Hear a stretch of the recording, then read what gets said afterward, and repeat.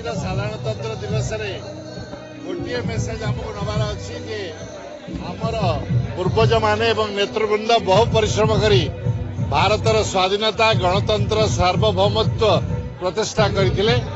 आज विभिन्न दृष्टि अनेक समय गणतंत्र प्रति एवं आमर संविधान प्रति विपद रही तेणु समस्ते यही मुहूर्त आमर अतीतर नेतृवृंद को मन करी जो कठिन परिश्रम सहित आमे माने सॉवरेनिटी पाइथिले फ्रीडम पाइथिले ताको केवली पुनरुद्धार करी रक्षा करी आगो देश को गणतंत्र बंचाई रखिबा सेति पाई काम करिबा एटा होची गोटे स्मरणर दिवस एटा गोटे होची पुनरुत्सर्गर दिवस।